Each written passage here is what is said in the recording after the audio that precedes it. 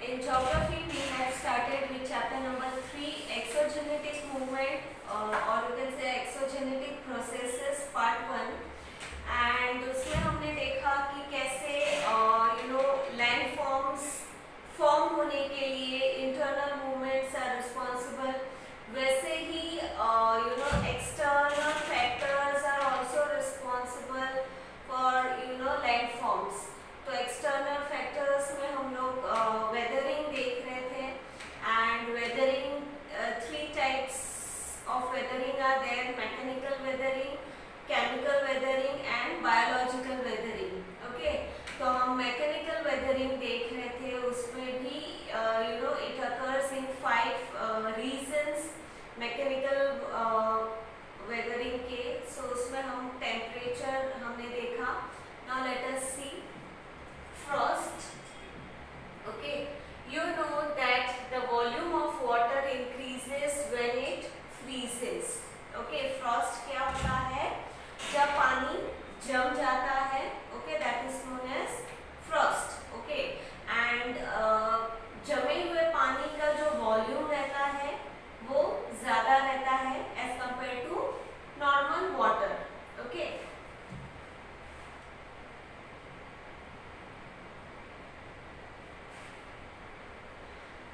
In the areas where the temperatures drop below 0 degrees Celsius for quite some time, the water accumulated in the cracks and crevices in the rocks freezes.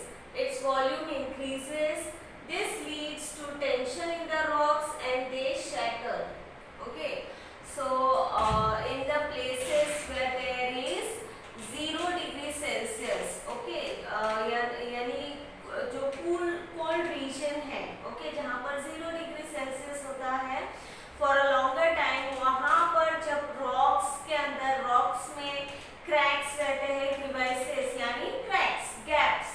Okay, जब rocks के gaps के अंदर जब water penetrate करता है, water चला जाता है, and because of the low temperature जब वो वाटर वहाँ पर फ्रीज हो जाता है तो उसका वॉल्यूम इंक्रीज हो जाता है. ओके, वो फ्रीज होता है इसलिए वॉल्यूम इंक्रीज हो जाता है, एंड जब वॉल्यूम इंक्रीज होता है तो रॉक में टेंशन क्रिएट होता है यानी खिंचाव आता है, and because of which the rocks shatter. Okay, rocks shatter होता है, वो टूटता है, उसके टुकड़े होते हैं. Okay, see figure 3.1c. now we have seen that figure in the previous page. Okay, now let us see crystal growth. In rocky coast, waves hit the sea cliff. The water is alkaline.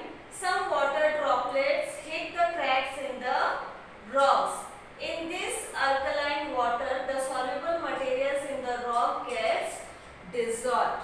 Okay, in the rocky coast यानी ऐसा coast जहाँ पर rocks होते हैं बहुत सारे. Okay, sand नहीं, जहाँ पर रॉक्स होते हैं. ओके, तो ऐसे रॉक्स में जब सी में जब वेव्स उठते हैं तो वो पानी जाके रॉक से टकराते हैं. ठीक है, तो वो जो वाटर रहता है वो अल्कलाइन रहता है, यानी बहुत सारे बेसिस, बहुत सारे सॉल्ट्स उसमें मिक्स रहता है. ओके, तो जब वो वाटर रॉक में रॉक के कांटेक्ट में आता है तो वो वाटर, अल्कलाइन वाटर में जो रॉक्स में जो मटेरियल्स रहता है, जो कि सॉल्यूबल मटेरियल्स रहता है. ठीक है, रॉक्स में बहुत सारे ऐसे मिनरल्स रहते हैं, बहुत सारे ऐसे मटेरियल्स रहते हैं जो सॉल्यूबल भी रहते हैं. ठीक है, तो वो सॉल्यूबल मटेरियल्स उस अल्कलाइन वाटर में डिसॉल्व हो जाते हैं. Okay, this leads to formation of small holes in the rocks. This is the effect of solution. Okay, उस सॉल्यूशन की वजह से क्या हो जाता है, रॉक में छोटे छोटे गड्ढे हो जाते हैं, छोटे छोटे होल्स हो जाते हैं. Alkaline water gets stored in these holes, और जो पानी है, जो सी वाटर है, जो अल्कलाइन वाटर है, वो उस होल्स में जाके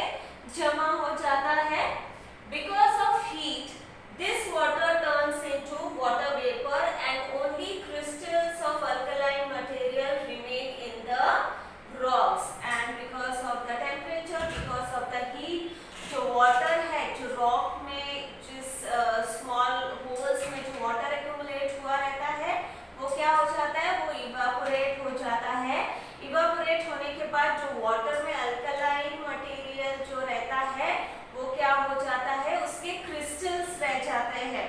ओके, जैसे कि नमक, अगर आप पानी में नमक घोल दो तो नमक पूरा डिसॉल्व हो जाता है, right.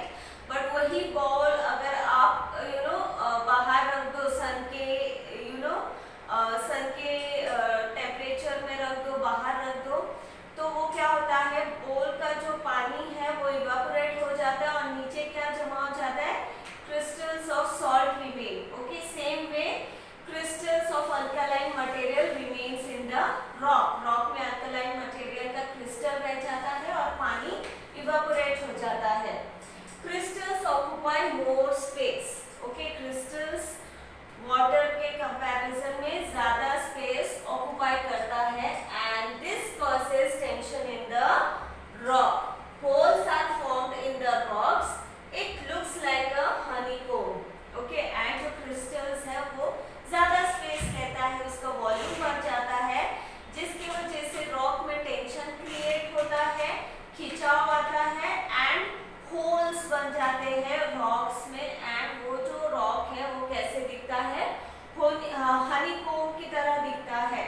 Okay, see you can see here in the picture में आपको ये दिख रहा है, ये रॉक ऐसा बन जाता है, ठीक है, क्रिस्टल के वजह से, क्रिस्टलाइजेशन की वजह से रॉक ऐसा हो जाता है जो कि हनीकॉम्ब की तरह फिर दिखता है। Okay, next is release of pressure. Okay, it is not that tension is created in the rocks only because of temperature, freezing of water और crystallisation. The outer layers of the rocks exert pressure on the inner or lower layers. Okay, what they are saying that it is not because of temperature. Okay, जिसकी वजह से mechanical weathering होता है, या फिर सिर्फ freezing of water यानी Frost, या फिर क्रिस्टलाइजेशन, बट प्रेशर के वजह से, रिलीज ऑफ प्रेशर के वजह से भी मैकेनिकल वेदरिंग होता है। जो रॉक रहता है उसका जो आउटर लेयर है, आउटर लेयर की वजह से, आउटर लेयर जो रहता है रॉक का, वो प्रेशर एक्सर्ट करता है towards the inner layer. Okay, या लोअर लेयर के तरफ वो प्रेशर एक्सर्ट करता है। When this pressure ceases to exist, the lower or inner layers get freed from the pressure. This also leads to weathering. Okay, जब वो pressure जब stop हो जाता है, ठीक है, जब बाहर से आउटर लेयर से जब प्रेशर आना बंद हो जाता है, तो जो अंदर एक्यूमुलेटेड प्रेशर रहता है, इट फ्रीज इटसेल्फ। ठीक है, तो वो जब प्रेशर अंदर का लेयर जब अपना प्रेशर रिलीज करता है, अपना प्रेशर जब फ्री करता है, तब रॉक में टेंशन क्रिएट होता है, खिंचाव क्रिएट होता है, जिसके वजह से भी वेदरिंग होता है। Okay, then next is water. Some areas experience more rainfall than others. In such areas, soaking of rock, water also causes weathering of some rocks like sandstone, conglomerate. Okay, कुछ areas जहाँ पर ज़्यादा rainfall होता है, जो ज़्यादा humid reason रहता है, ठीक है, उन एरियाज में जो वाटर है, it also cause weathering. Okay, water के वजह से रॉक्स जो रहते हैं, जैसे कि सैंडस्टोन या कोंग्लोमेरेट, जो कि सेडिमेंट्री रॉक्स रहते हैं, ऐसे जो रॉक्स रहते हैं, उसमें जब पानी गिर के वो पूरा पानी सोख लेता है, तो वो ऐसे रॉक्स क्या हो जाते हैं, वीक हो जाते हैं और फिर वो उसमें वेदरिंग होता है। Okay, these rocks are formed because of pressure on the agglomeration of sand particles. ये जो rocks है वो कैसे फॉर्म होते हैं? Because of the pressure on the agglomeration. Agglomeration means collection of sand particles, यानी जो sand particle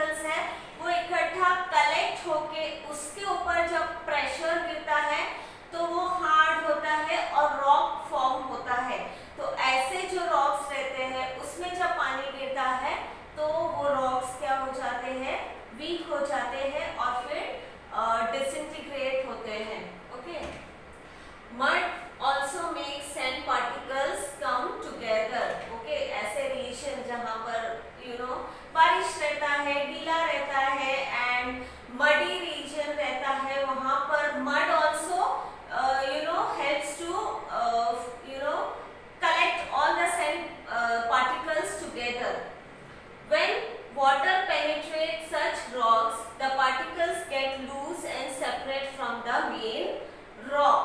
This is called granular weathering. Okay, और जब पानी उसके अंदर गिरता है, ऐसे रॉक के अंदर जब पानी गिरते रहता है, rock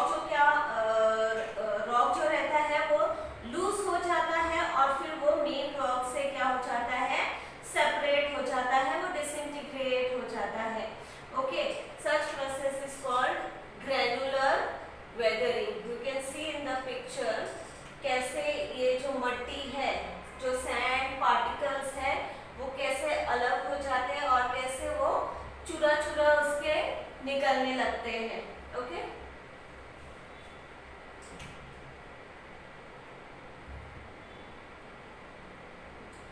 sometimes both temperature and water are responsible for weathering.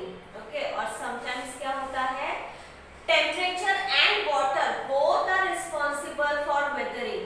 Okay, दोनों साथ में responsible होते हैं weathering के लिए. Difference in temperature cause contraction and expansion, widening the joints of the cracks in the rocks. Okay, difference of temperature, कभी temperature high रहता है तो कभी टेम्परेचर लो रहता है. जैसे कि मॉर्निंग और नाइट टाइम में टेम्परेचर लो रहता है और नून टाइम में टेम्परेचर हाई रहता है. तो ये क्या होता है, डिफरेंस क्रिएट करता है टेम्परेचर में. तो ये डिफरेंस के वजह से जो रॉक्स में जो पार्टिकल्स रहते हैं, जो मिनरल्स रहते हैं, वो क्या होते हैं, कॉन्ट्रैक्ट होते हैं और एक्सपैंड होते रहते हैं. ओके, जिसकी वजह से कॉन्ट्रैक्शन और एक्सपेंशन की वजह से रॉक में टेंशन क्रिएट होते हैं. Okay, and because of this expansion and contraction, widening of joints happens. यानी जो क्रैक्स रहते हैं रॉक्स में, वो क्रैक क्या हो जाता है, बढ़ते जाता है, वो वाइड होते जाता है. Water accumulates in such wide joints and big blocks of rock separate from each other. And water जो है वो इस cracks में accumulate हो जाता है. Okay,